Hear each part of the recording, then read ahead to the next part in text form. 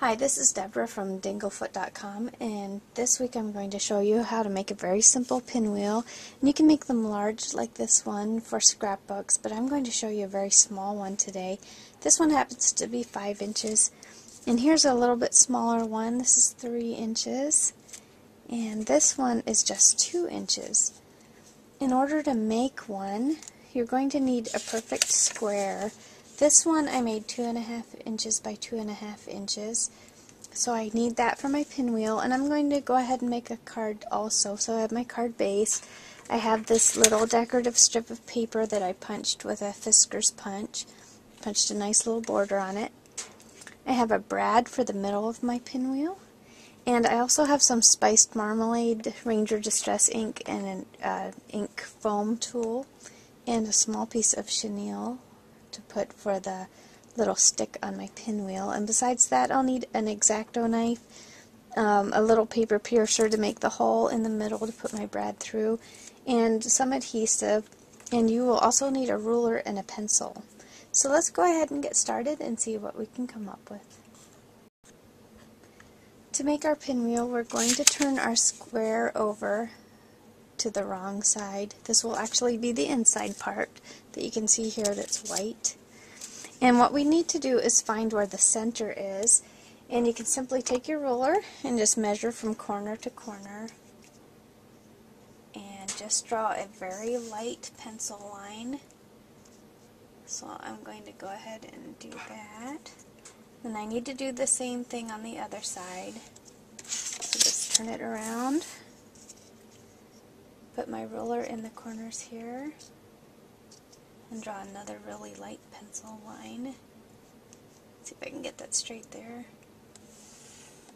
Okay, so I can see I have a nice big X on the back there. So I'm going to draw a circle right in the middle because we want a space where we're not going to be cutting. We do not want to cut this because of course we'll end up with 4 pieces of paper, and we don't want that. So I'm going to get my craft knife here and lay my ruler against one of my lines and just cut down to where we marked on that circle. So here we go, down to the edge. So you have a nice little flap there. I'm going to do that with all the 4 corners.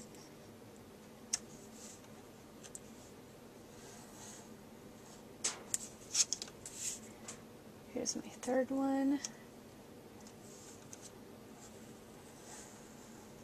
And one more. So you can decorate the inside of this, your little pinwheel on this boring side with some ink, which I'll do in a minute. But first of all, I'm going to take my pencil because I don't want these pencil lines on here. Let's just erase them out.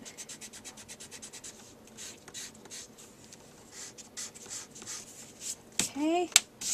Now I'm going to take my Ranger Distress ink with my little tool. You could do whatever you want inside of this. You could even use a double-sided paper. That would look really awesome too if you had a two-toned pinwheel like that. But I don't have double-sided paper, so I'm just going to lightly put some orange in here just to make it pretty so it's not plain white. Okay, so there we go. Now, to make our pinwheel, we just choose either the left or the right side. Whichever one you choose, you have to keep going with that. I'm going to choose the right side. Put a little teensy bit of adhesive on it and simply just fold it down to the middle. Since I chose the right side, I have to keep going with that. See if I can keep that stuck there. I'm going to, again, put some adhesive on it. Okay. Fold that one down to the middle. Do the same thing with each corner. One more. Oops, got the adhesive on the wrong part there. Oops, see if I can do that there. There we go. So there's our nifty little pinwheel. And I'm going to take a little paper piercer and make a hole in the middle. Try not to stick it through my finger there. And that is just so I can stick my brad through and hold it all together in place. So just get your brad through your hole and straighten the prongs out on the back. This is a cute little glitter brad, so it adds a little bit of nice color in there, if you can see that. So next, now that we have our pinwheel made, we're going to start on our card. For my card, simply just take my little decorative piece of paper here, and we're going to put adhesive on it and just stick it right on the front. Okay, that's just going to go along the bottom.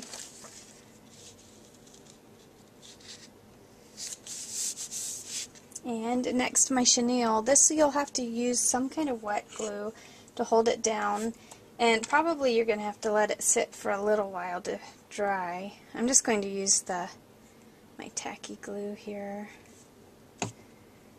and I think I'll just put it at an angle. So that's just going to have to sit there for a bit to dry, so I'll have to be careful with the other things. Grab my little pinwheel and just put a zot on the back of that, and that'll pop it up nicely so that it will kind of match the height of the chenille. If it's a little, I think that might be a little bit too low with just one zot, so I'm just going to stick another one on top. Just put that right there. Oh, that looks pretty cute. There we go. And all I need to do next, I might have to set something on this to hold the chenille down till it dries, but I'm going to just grab my spiced marmalade ink again, and I have this cute little stamp that says hello with smiles. This would be a great spring card, so you could do something that says spring greeting on it or something. I'm just going to dip this in here. Let's get my embossing powder ready. See, I think that's pretty good.